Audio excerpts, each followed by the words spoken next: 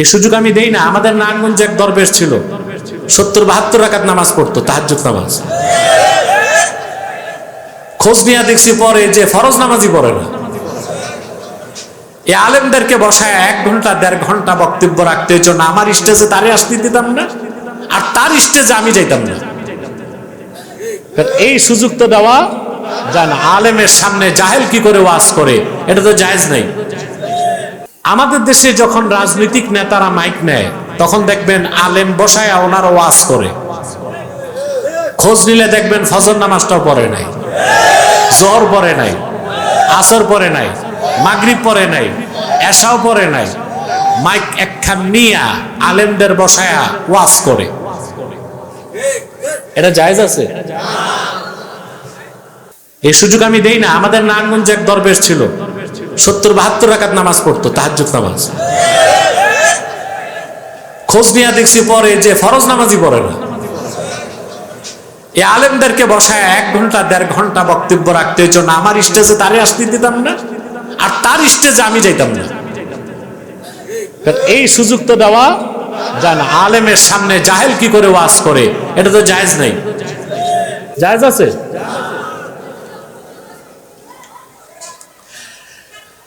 এই নেতারা মাইক নিলেই বলে ইসলাম অর্থ শান্তি, কিন্তু কোন অর্থে শান্তি ও জানে না, ওর বাবাও জানে না। ঈমান আনার পরে ইসলাম শর্তই আছে, ঈমান নাই ইসলাম নাই। সুবহানাল্লাহ। অর্থাৎ ঈমান আনার পরে আল্লাহ তার হাবিব মুহাম্মদ সাল্লাল্লাহু আলাইহি ওয়াসাল্লামের উপর ঈমান আনার পরে আল্লাহ তাআলা তার হাবিব মুহাম্মদ সাল্লাল্লাহু আলাইহি ওয়াসাল্লামের মাধ্যমে ১৫০০ বছর আগে যে পূর্ণাঙ্গ দিন দিয়েছেন, সেই দিনের বিধানগুলোকে বিনা প্রশ্নে মস্তক নত করে আনুগত্যের সাথে মেনে নেবার নাম হলো ইসলাম। ঈমান আনলে আপনি মুমিন, ইসলামের বিধানগুলো মানলে আপনি মুসলিম। মুমিন হবার পর, মুসলিম হবার পর নিশ্চিত আপনি আল্লাহর জান্নাত পাবেন। তবে এই গ্যারান্টি নাই আযাবের আগে পাবেন না আযাবের পরে, এই গ্যারান্টিটা নাই। কারণ প্রত্যেক উম্মতে মুহাম্মাদী যদি ঈমানদার হয়, যত বড় গুনাহগার হোক, যদি তার আমলনামায় শিরক আর কুফর না থাকে, কোনো না কোনো একদিন আল্লাহ তারে বেহেশত দিবেন। আপনার খুশি হন নাই? এটা আল্লাহর ওয়াদা। কোরআন কারীমে আল্লাহ তার হাবিবের সাথে ওয়াদা করেছেন। আল্লাহ রাব্বুল আলামিন তার হাবিবকে ঘোষণা করেন, ওয়ালা সাওফা ইউতিকা রাব্বুকা ফাতারদা। মুহাম্মদ সাল্লাল্লাহু আলাইহি ওয়াসাল্লাম, আপনার রব আল্লাহ আখিরাতে আপনাকে আরো এত বেশি নিয়ামত দিবেন, আপনি রাজি হয়ে যাবেন। চিন্তা করেন, মুসলমান হাসর ময়দানে আদম থেকে ঈসা পর্যন্ত লাখের উপর নবীর চেষ্টা হবে কেমন করে আমার আল্লাহকে রাজি করা যায়, আর হাসরে আমার আল্লাহর চেষ্টা হবে কেমন করে আপন হাবিবকে রাজি করা যায়। সাউন্ডটা বাড়বে একটু। সহজ কথা। আল্লাহ তার হাবিবকে ওয়াদা করেছেন, ওয়ালা সাওফা ইউতিকা রাব্বুকা ফাতারদা। মুহাম্মদ সাল্লাল্লাহু আলাইহি ওয়াসাল্লাম, আপনার রব আল্লাহ আপনাকে এত দিবেন, হাসরে আপনি রাজি হয়ে যাবেন।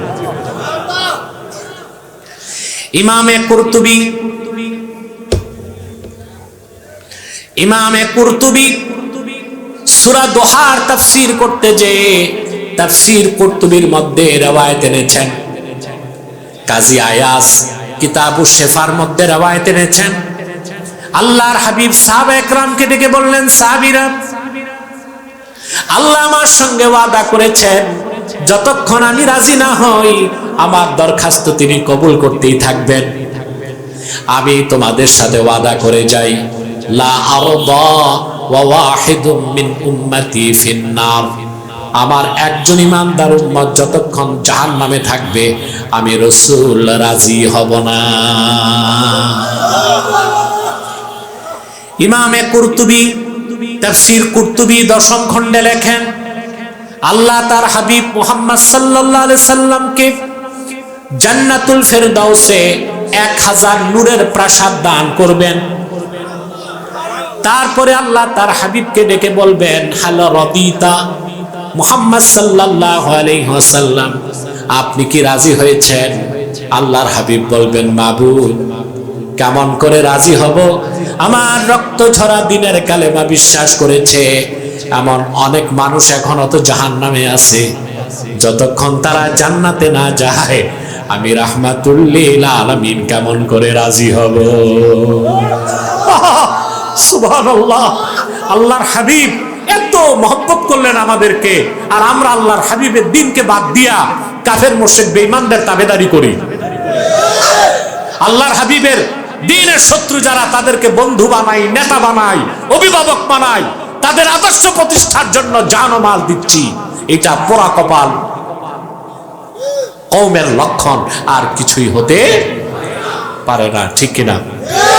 আল্লাহ পাক খাজিনুন নার, জাহান্নামের দারোগা মালিককে ডেকে বলবেন, মালিক, আমার হাবিবের সাথে আমার ওয়াদা, যতক্ষণ আমার হাবিব রাজি না হয় আমি দিতেই থাকবো। যাও, জাহান্নামের দরজা খুলে দাও। বহু শাস্তি দিছি, আর শাস্তি দিব না। উম্মতে মুহাম্মদের প্রত্যেক ইমানদার যাদের আমলনামায় শিরক নাই, কুফর নাই, সবাইকে বেহেশতে পাঠায় দাও। তাহলে প্রত্যেক মুমিনই বেহেশতে যাবে। কথা বলেন। কিন্তু গ্যারান্টি নাই ফার্স্ট চান্সে না সেকেন্ড চান্সে। এখন আপনাদের কাছে আমার প্রশ্ন, বেহেশতে তো যাবই, ফার্স্ট চান্সে যেতে চান না সেকেন্ড চান্সে? সেকেন্ড চান্সে কারা কারা বেহেশতে যাবেন? হাত তুলেন। তার মানে হুশ সবার ঠিক আছে। আপনাদের মধ্যে ভ্রমণ বিলাসী থাকতে পারে, ভাবতে পারেন বেহেশতে তো যাবই সেকেন্ড চান্সে, তো ফার্স্ট চান্সে জাহান্নামটা একটু ঘুরে ফিরে দেখে নিলাম। আবুল আহাবে কই, আবু জাহেলে কই, এ শখ আছে নাকি? যত বড় পাপী হোক, 1 সেকেন্ডের জন্য জাহান্নাম যেতে। তাইলে শুধু মুমিন আর মুসলিম হলে চলবে না, মুহসিন হতে হবে। আল্লাহ রাব্বুল আলামিন কোরআন কারীমে ওয়াদা করেছেন, যারা মুমিন হবার পরে, মুসলিম হবার পরে মুহসিন হয়ে যাবে, আল্লাহ তাআলা তাদের জন্য জাহান্নামের আগুনকে হারাম করে দিবেন। 1 সেকেন্ডের জন্য তারা জাহান্নামে যাবে না। এত কথা বলার মূল হচ্ছে আমরা মুহসিন হতে চাই। কথা বলেন। কথা আমার না, আল্লাহ নিজেই কোরআন কারীমে বলে দিয়েছেন। আল্লাহ রাব্বুল আলামিন বলেন, ওয়াসারিউ ইলা মাগফিরাতিম মির রাব্বিকুম ওয়া জান্নাতিন আরদুহাস সামাওয়াতু ওয়াল আরদ উইদ্দাত লিল মুত্তাকিন। আল্লাহ বলেন, ঈমানদারগণ, তোমরা তোমাদের রবের রহমতের দিকে আর জান্নাতের দিকে, মাগফিরাতের দিকে দৌড়াও। সুবহানাল্লাহ। কে দৌড়াইতে বলছেন? আমরা দৌড়াই ব্যবসার পিছে, চাকরির পিছে, আমরা দৌড়াই সিনেমা হলে, থিয়েটারে, সাংস্কৃতিক অনুষ্ঠানে, নেতার ডাকা মিছিল মিটিংয়ে। আর আল্লাহ বলতেছেন, মুমিনরা তোমাদের রবের মাগফিরাত আর জান্নাতের দিকে দৌড়াও। সেজন্য আপনাকে কোরআন মুখী হতে হবে। সুবহানাল্লাহ বলবেন না? আল্লাহ বলেন, কোন জান্নাত? যে জান্নাতের প্রশস্ততা আকাশ ও জমিনের প্রশস্ততার সমান। আল্লাহ পাক বলেন, উইদ্দাত লিল মুত্তাকিন, এই বেহেশতটা বানানোই হয়েছে মুত্তাকিদের জন্য। সুবহানাল্লাহ বলবেন না? তাহলে এই মুত্তাকি আবার কারা? আল্লাহ সামনে ব্যাখ্যা দেন। الذين ينفقون في السراء والضراء والكاظمين الغيظ والعافين عن الناس والله يحب المحسنين। আমি বলেছিলাম মুত্তাকিরাই মুহসিনিন। জবাব পাইছেন? আমার জবাব না কোরআন কারীম থেকে? আল্লাহ পাক বলেন, এই মুত্তাকি কারা? যারা সচ্ছল অবস্থায়, অসচ্ছল অবস্থায় দান করে, রাগ দমন করে, বিনা শর্তে অন্য মুসলমানকে মাফ করে দেয়, আল্লাহ বলেন তারাই মহসিন, আল্লাহ তাদেরকে ভালোবাসেন, বলেন সুবহানাল্লাহ। তাহলে আপনি যদি বিনা আযাবে আল্লাহর জান্নাত যেতে চান, আপনাকে মুমিন হতে হবে, মুসলিম হতে হবে, মহসিন হতে হবে। রাজি আছেন? এখন ঈমান ছাড়া মুমিন হওয়া যায় না, ইসলাম ছাড়া মুসলিম হওয়া যায় না, তাকওয়া ছাড়া মুহসিন হওয়া যায় না। সেজন্যই আল্লাহ পাক কোরআন কারিমে বলেছেন, ওয়াতাযাওয়াদু ফাইন্না খায়রাজ যাদিত তাকওয়া। মুমিনরা সম্বল অর্জন করো, পাথেয় সঞ্চয় করো, পাথেয় প্রস্তুত করো। জেনে রেখো মুমিনের জন্য শ্রেষ্ঠ পাথেয় হচ্ছে তাকওয়া। বলুন সুবহানাল্লাহ। এই যে তাযাওউদ, ফাতাযাওয়াদু, তোমার তো মাস্টার স্ট্রোক করবে, এত জোরে না, আস্তে আজ থাক। অস্বাভাবিক হইলেও স্বাভাবিক হয়ে যাবে ইনশাআল্লাহ। কথা শুনতেছেন? আল্লাহ তো মনে রহমত করছে, আর একটু কথা বলে না। কিন্তু পরীক্ষায় তো কিছু মানুষ ধরা খাইছে, কথা বলে না। আমি দেখছি কিছু মলিশা বুটে দৌড় দিছে, মনে হয় অ্যাসিড পড়তেছে, দৌড় দিছে। আহারে, যে দাওয়াত থাকতো আজকে, যে খাবার পর 500 টাকা আছে, 3 ঘন্টা ভিজত। কারণ বাঙালি হুজুকে চলে, কিছু উঠলে বাকিও দৌড় দেয়, কিন্তু আল্লাহ আমাদের রহম করছে। সম্মানিত শুধু আর কয়েক মিনিট আমি দোয়া করে দিচ্ছি, কিন্তু একটা মেসেজ নিয়ে যেতে হবে বাড়িতে, ঠিক না? সম্মানিত শুধু, তাহলে খেয়াল করে দেখুন, আমাদের তাকওয়া লাগবে। কি লাগবে? আল্লাহ বলেছেন ওয়াতাযাওয়াদু, জাত প্রস্তুত করো। তাযাওউদ অর্থ ইত্তেখাজু জাত, ইত্তেখাজু জাত, জাত তৈরি করাকে আরবিতে বলা হয় তাযাউদ। কি বলা হয়? এখন জাত কাকে বলে? বদরুদ্দিন আইনি লিখেছেন, আত-তাআমুল্লাযী ইস্তাসহিবুল মুসাফির ইনদা সাফার। মুসাফির যখন সফরে বের হয়, সঙ্গে যে খাবার রাখে ওইটাকে বলা হয় জাত। কি বলা হয়? আমি একটা উদাহরণ দিচ্ছি আপনাদেরকে। আপনি ফেনী থেকে ঢাকা যাবেন, আপনারা কি বলেন, ফেনী না হেনি? হেনি। তে বানান ঠিক করবেন না, এতদিনে ডিজিটাল হইছেন। হ্যাঁ, ফেনী।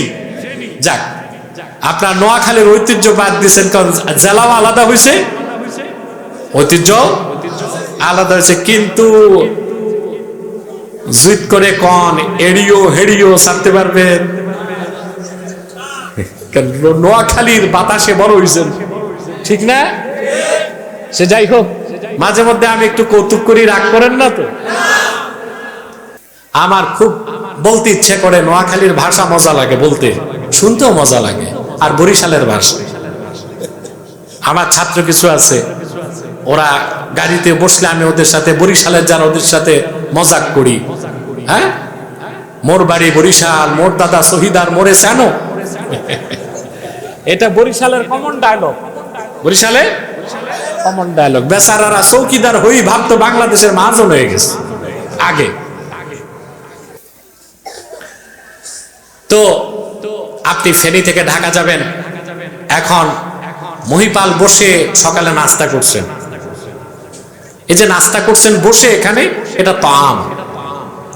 আর ঢাকা যাইতে তো এখন জ্যাম পড়ে, 3টা পরোটা পকেটে রাখছেন খাইতে পথে, ওইটা জাত। ওটা কি? সফরে মানুষ যে খাবারটা নেয় ওইটাকে বলা হয় জাত।